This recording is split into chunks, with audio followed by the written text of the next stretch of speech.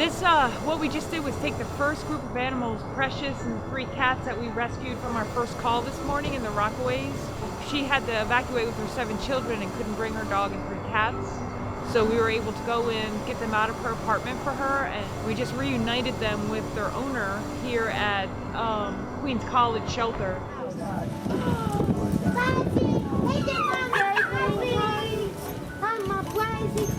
It made me feel really good to see her with Precious. Precious, her dog, recognized her immediately. It was absolutely one of the best things ever. And my babies, thank you. Oh my God.